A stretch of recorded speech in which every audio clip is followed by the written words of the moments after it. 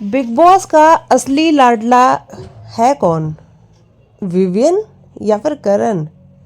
क्योंकि चीज़ें जिस तरीके से अब हो रही हैं वो कहीं ना कहीं ये बताती हैं कि जो लाडला है वो बिग बॉस का चेंज हो चुका है।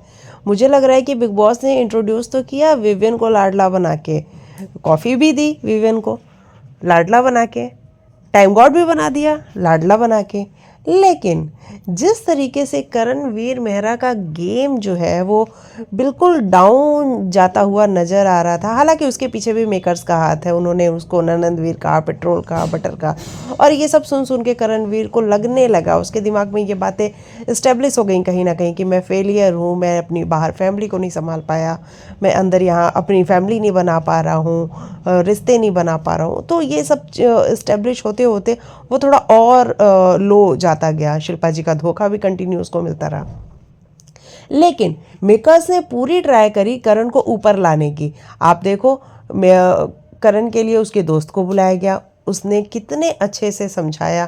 फिर करण की क्लास लगाई सलमान सर ने भी, जहाँ पे भी उन्होंने समझाया, ये क्लास नहीं लगाई, समझाया है कि तुम किस तरीके से लो जा रहे हो। फिर हिना खान घर के अंदर आती हैं, हिना खान स्पेशली करणवीर पे ही पूरा फोकस डालती हैं और कहती हैं कि करणवीर तुम कर सकते हो, तुम्हारे अंदर पोटेंशियल है, तुम कर सकते हो। और इस तरीके से अंकिता लोखंडे स्टार्टिंग में आपको याद होगा कि आई थी। अंकिता किसकी दोस्त है? करण की ही दोस्त है।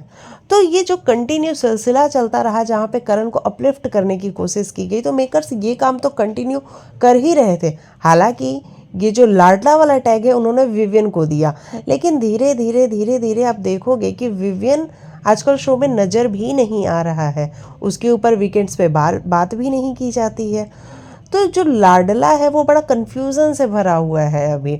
और अभी आप देख ही रहे हो कि कल जो है कि करण की तारीफ़ भी की गई। हालांकि मुझे तारीफ़ से बिल्कुल भी प्रॉब्लम नहीं है मुझे, लेकिन कहीं ना कहीं ऐसा लग रहा है कि अगर ज़्यादा तारीफ़ की जाएगी करण की तो कहीं ऐसा ना हो कि करण एकदम सातवें आसमान पे चला जाए और वो जो कर रहा था, क्योंकि पिछले 2 हफ्तों से वो काफ़ी अच्छा दिख रहा है, और इस चक्कर में वो कि मैं तो अच्छा दिख रहा हूँ, दुनिया मुझे बहुत प्यार कर रही है, और फिर वो कहीं एक जोन में चला जाए जहाँ वो कोने में ही बैठा रहे, तो कहीं ऐसे करण का ही गेम खराब ना हो। क्योंकि कल जो करण की तारीफ की गई वो कुछ ज़्यादा नहीं, बहुत ज़्यादा थी।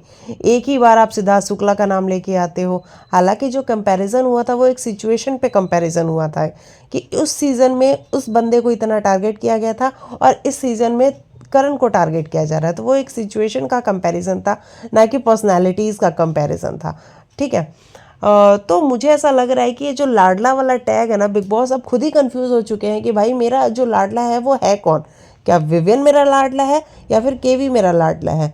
और बाहर जो बैठी जनता है ना वो भी कंफ्यूज हो रही है कि बिग बॉस चाहते क्या है एग्जैक्टली। क्योंकि जिस तरीके से कल करण की तारीफ हुई उसके बाद लोगों को लग रहा है कि अब इसकी तारीफ करेंगे मेकर्स, बाहर जो जनता बैठी है उनको थोड़ा सा बुरा लगेगा सामने वाली टीम के लिए। क्योंकि आप जब भी देखो कि मेकर्स जिसके साथ होते हैं बाहर बैठी जनता उसके अगेंस्ट ही चलती है।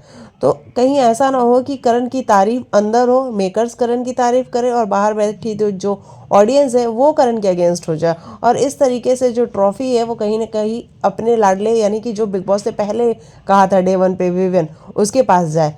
लेकिन जब तारीफ कर रहे हैं तो भी ऐसा लग रहा है कि अच्छा कहीं ऐसा तो नहीं है कि करण को विनर बनाना चाहते हैं, इसीलिए उसके गेम को जो बिल्कुल ख़त्म हो चुका था उस गेम को अपलिफ्ट करके ऊपर लाया गया और अब उसको ये बताया गया कि you are just like Siddharth Shukla.